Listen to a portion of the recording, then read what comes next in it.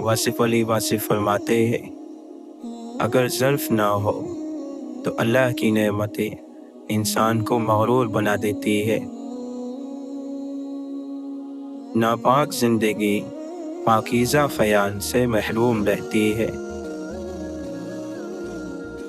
جب تک ایمان پورا نہیں ہوتا انسان بے غم نہیں ہو سکتا۔ حضرت علی رضی اللہ عنہ نے فرمایا، جو شخص تمہارے خون میں سے نہ ہو مگر پھر بھی تم کو عزت دے اور پیار دے تو بے شک وہ تمہارے لیے بہترین رشتہ ہے۔ آپ نے فرمایا، 3 چیزیں ایمان کو تباہ کر دیتی ہیں: امیروں کی محفل، عورتوں کی صحبت اور جاہلوں سے بحث۔ حضرت علی رضی اللہ عنہ فرماتے ہیں، خدا سے جب بھی دعا مانگو تو مقدر مانگو، عقل نہیں، کیونکہ میں نے بہت سے عقل والوں کو مقدر والوں کے در پر دیکھا ہے۔ آپ نے فرمایا، ہر سنی ہوئی بات کو بیان نہ کرو ورنہ تمہاری بے وقوفی کے لیے یہی بات کافی ہوگی۔ تیرا نفس تجھ سے وہی کام کروائے گا جس چیز کی تو نے اسے عادت ڈلوائی ہے۔ جب آنکھیں نفس کی پسندیدہ چیزیں دیکھنے لگیں تو پھر دل انجام سے اندھا ہو جاتا ہے۔ عقل مند شخص ہمیشہ غم اور فکر میں مبتلا رہتا ہے۔ اگر خوش رہنا چاہتے ہو تو نہ دنیاوی امیدیں رکھو اور نہ کسی سے شکوہ کرو۔ امام حسن رضی اللہ عنہ نے فرمایا، اگر اپنی عزت کو باقی رکھنا چاہتے ہو تو تنہائی پر خوش ہو جاؤ۔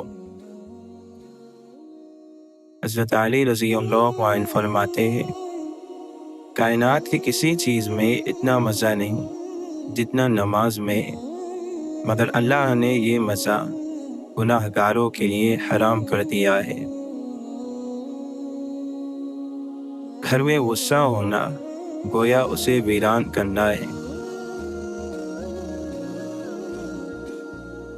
جس آدمی کی زبان خراب ہو جاتی ہے اس کا نصیب بھی خراب ہو جاتا ہے۔ اللہ کے نبی صلی اللہ علیہ وسلم نے فرمایا، معاف کر دینے سے اللہ تعالیٰ عزت میں اضافہ فرماتا ہے۔ سب سے افضل صدقہ روٹھے ہوئے لوگوں میں صلح کرا دینا ہے۔ واصف علی واصف فرماتے ہیں، علاج ظاہر کا ہو رہا ہے اور انسان اندر سے پریشان ہے۔ آپ نے فرمایا، خوش رہنے والا شخص جنت میں ہے اور اللہ کے فضل پر یقین رکھنے والا شخص بھی جنت میں ہے۔ فقیری شروع ہوتی ہے کہ جب آپ دوسروں کے لیے بے ضرر ہو جاتے ہیں، اور مکمل جب ہوتی ہے جب آپ دوسروں کے لیے فائدے مند ہو جاتے ہیں۔ ایک جیسا عمل 2 انسانوں کے لیے ایک جیسے نتائج نہیں لا سکتا کہ جس طرح پیغمبروں جیسا عمل ہمیں پیغمبر نہیں بنا سکتا۔ اللہ تعالیٰ قرآن مجید میں فرماتا ہے، اور جو لوگ ہماری طرف آنے کی کوشش اور محنت کرتے ہیں ہم انہیں اپنی طرف آنے کے راستے دکھا دیتے ہیں۔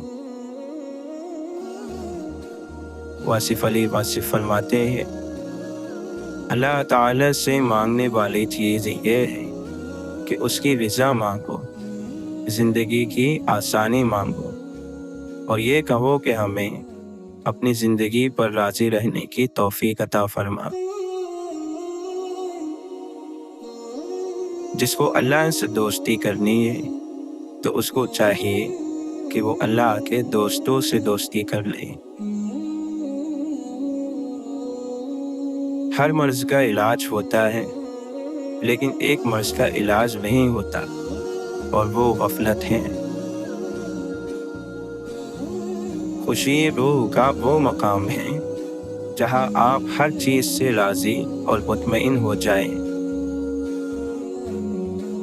مکمل وہ چیز ہوتی ہے جس میں کسی اضافے کی ضرورت نہ ہو اور نہ ہی کسی کمی کی۔ آپ سوچیں کہ دین کب مکمل ہوا تھا؟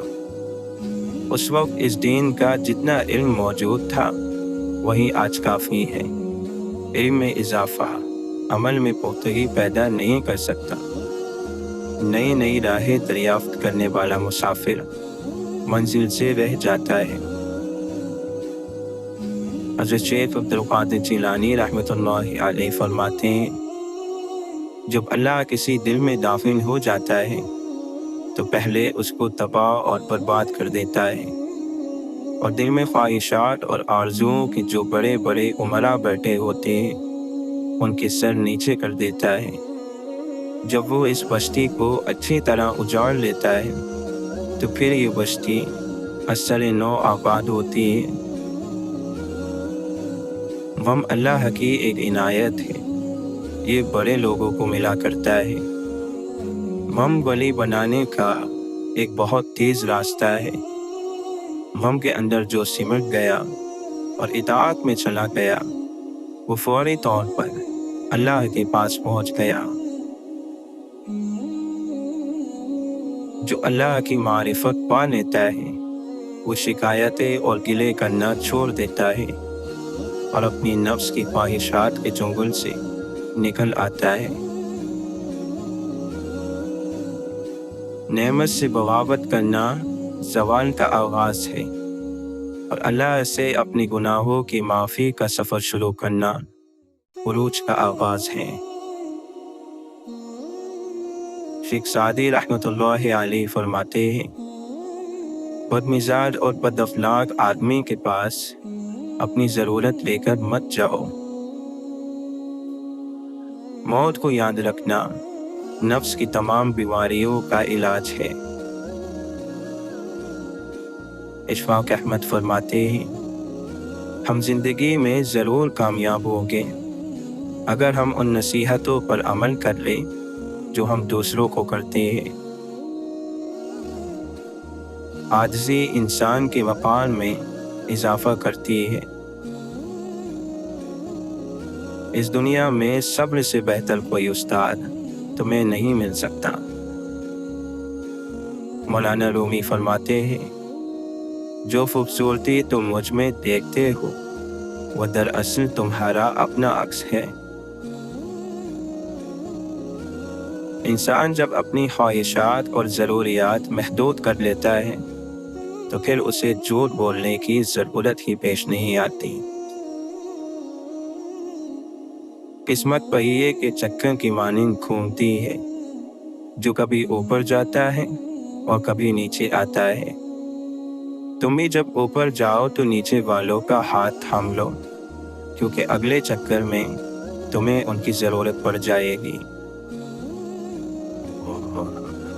ابن القیم رحمۃ اللہ علیہ فرماتے ہیں، اگر تم جاننا چاہو کہ اللہ کے یہاں تمہاری کیا حیثیت ہے تو یہ دیکھو کہ اس نے تمہیں کس کام میں لگا رکھا ہے۔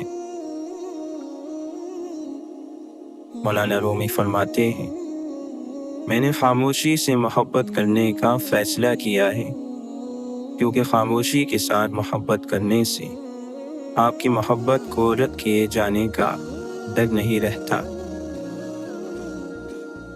عبادت کی تمنا اور خواہش اللہ کی عطا ہے، اور عبادت کو لوگوں پر ظاہر کرنا تیرا نفس ہے۔ گناہوں میں مبتلا انسان کا دعاؤں پر یقین نہیں رہتا ہے۔